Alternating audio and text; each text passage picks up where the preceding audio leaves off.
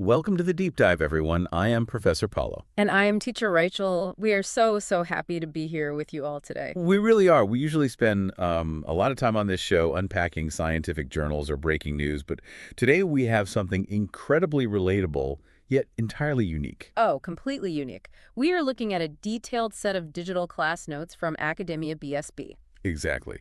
And just to set the stage, today is March 2nd, 2026. We are diving into the English Conversations course, specifically looking at the amazing learners in Group T262 who are right at the CEFR A2 level. Right, our A2 students. And for those of you joining us for the first time, Academia BSB is our online school. We focus on teaching adult women to learn English from a distance right over the internet using our own proprietary methodology and original platform materials. It is all about making it work for you. We know you are, juggling family, careers, maybe running a business from your home in Sao Paulo or managing a team in Rio. Time is precious. It really is. And the mission for today isn't just to read off a syllabus. The goal is to explore how adult women actually learn a second language, looking at the fascinating mix of vocabulary, idioms, and pronunciation traps from this specific class. So let's just jump right in. We are starting with the first section of the notes, which is vocabulary for the current class. And there is this stark juxtaposition here.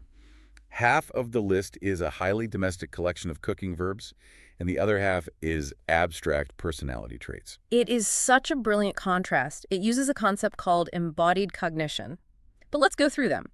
For this section, we want to mention each word, define its meaning so we understand the translation, and use it in a sentence. Plus, I'll give you some extra words in the same grammatical class. Love it. I will give you the first word. It is to heat. To heat. This means to make something hot or warm. For example, I need to heat the water for the coffee. Other verbs in this class would be to warm or to microwave. Perfect for a morning coffee. Next is to harden. To harden, meaning to become solid or firm. Like, the brigadeiro will harden if you leave it in the fridge. Similar verbs are to freeze or to solidify. Oh, now I want brigadeiro. Okay, next is to cool off. To cool off. This means to become less hot. Let the pie cool off before you eat it. Other verbs could be to chill or to refrigerate. Nice. Then we have to pour. To pour. To make a liquid flow from a container. Please pour the juice into the glasses. Similar action verbs are to spill or to splash. Next up, to fry. To fry, meaning to cook food in hot oil. She likes to fry the eggs for breakfast. Other cooking methods are to sauté or to deep fry. Then to boil. To boil. To heat a liquid until it bubbles and turns to vapor. You must boil the pasta for 10 minutes.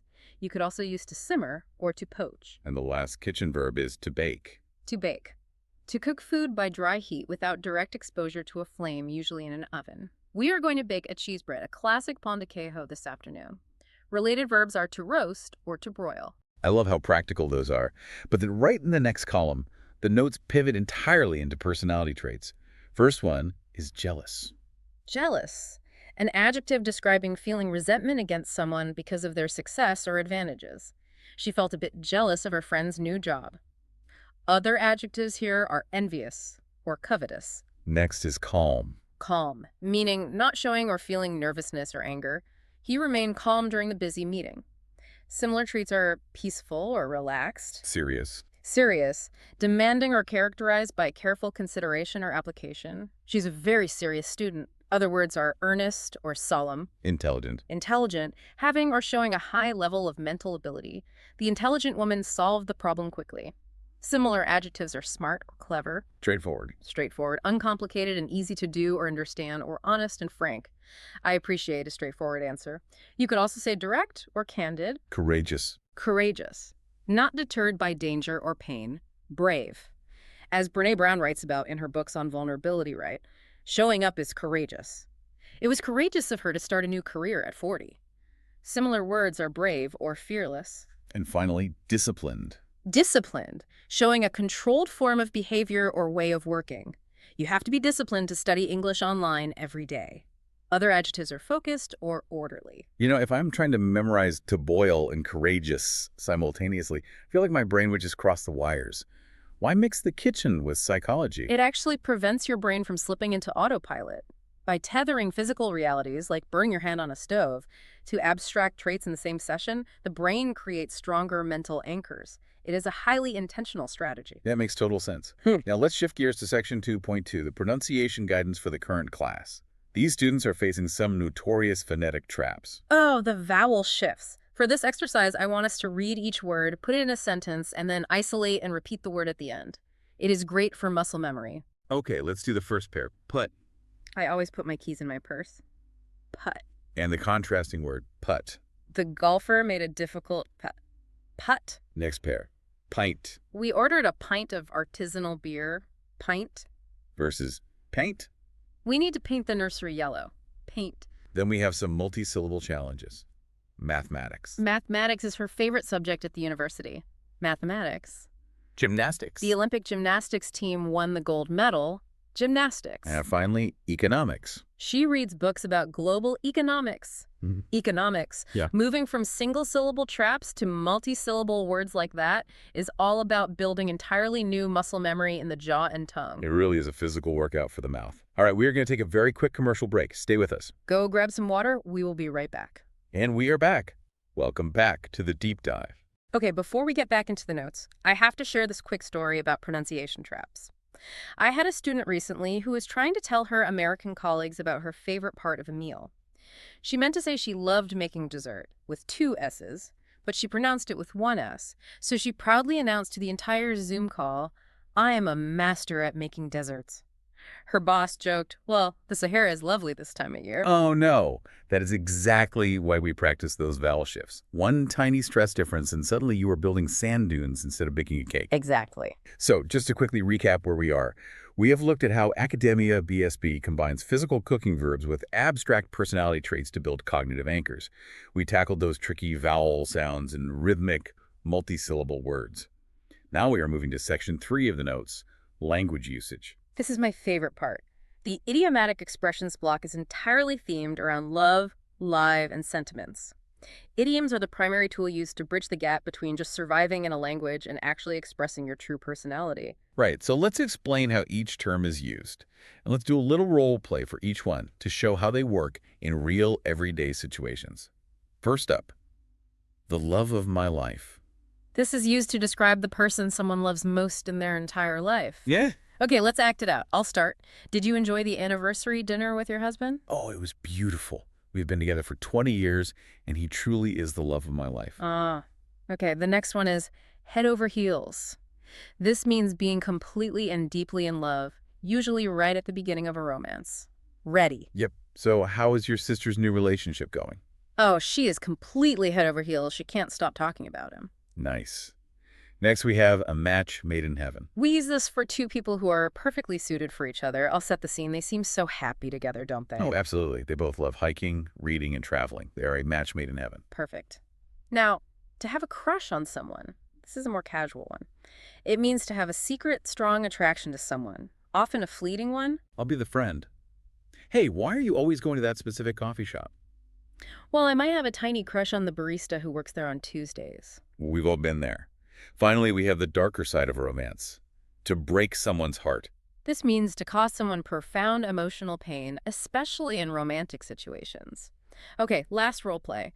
Why is Maria looking so sad today? Oh, she had to break up with her boyfriend. She didn't want to break his heart, but it just wasn't working out. By teaching to break someone's heart, we give our students the power to communicate complex emotional realities. It is so empowering. As Elizabeth Gilbert often explores in her memoirs, having the exact words to describe our emotional landscape is how we process our reality. Absolutely. Moving on to section 6. Reading. This is where all these verbs and emotions come together. The students are assigned a short text about the French dessert, creme brulee. Yes, and remember, according to our methodology, the first 2 paragraphs are read by the teacher calmly to model the pronunciation and intonation. Then you, the student, will read the full text out loud on your own and answer the text interpretation questions. Right, so the text starts by asking a question that ties into our on-purpose language usage phrase. Would you ever burn your food on purpose? It might sound strange, but that's exactly what you should do if you make a French dessert called creme brulee. The next paragraph explains the ingredients. The base is a simple mix of rich cream, sugar, and egg yolks, often flavored with vanilla. These ingredients are heated slowly until they thicken into a beautiful custard, which is then poured into small dishes and left to cool off and harden slightly in the fridge. It is brilliant because it forces the student to retrieve the vocabulary we just learned. Heat, pour, cool off, harden. Exactly. When you read a descriptive sequence of physical actions, your motor cortex actually activates. You are neurologically practicing the verbs. We could even expand this text to talk about the cultural history of the dessert, or how different regions in Brazil might adapt the recipe using local ingredients like passion fruit, which would add even more descriptive vocabulary. Bringing it all together, let's look at the class performance as we head towards the final touches of this deep dive. The individual and group performances are phenomenal. These women are absolutely on the right track to solidify their CEFR A2 level. The most astounding metric here is the phonetic deviation ratio. 0%. 0%. During the oral exercises, the software did not flag a single mispronounced syllable against the native speaker database. And if we compare this to the past class notes, where there were numerous errors with words like world and languages, the reduction in errors is staggering. It shows that the methodology is working. This brings us to a quick overview of the grammar landscape they are navigating. They are moving from basic vocabulary to relational grammar, which reminds me of the brilliant feminist author Bell Hooks, who wrote extensively about how language is a place of struggle, but also a place of immense power and liberation. When you master the grammar, you master your own narrative. Which perfectly sets up the upcoming linguistic scope.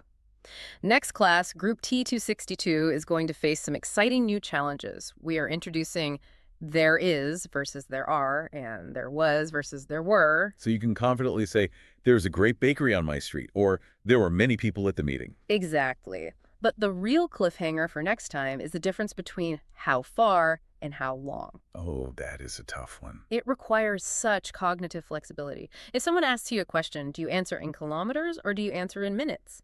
In Portuguese, we often mix the concepts of space and time freely. But English forces a hard boundary. How do you explain distance without using time? We're going to leave you to ponder that puzzle for our next episode. I love a good cliffhanger. We have seen how learning a language is so much more than memorizing flashcards. It's about unlocking new ways to express the human experience. It really is. To wrap up our deep dive today, I want to share a quote from the legendary Nobel Prize-winning author Toni Morrison. In her 1993 Nobel lecture, she said, "We die. That may be the meaning of life, but we do language. That may be the measure of our lives." What a beautiful contextualization of why we do this work. Yeah. The vocabulary we have dictates the boundaries of what we can conceptualize. And that is exactly why we do what we do at Academia BSB. Because, as our motto says, It's not only about the language. it's all about communication. Thank you all for joining us. Keep studying, keep practicing, and we will see you next time.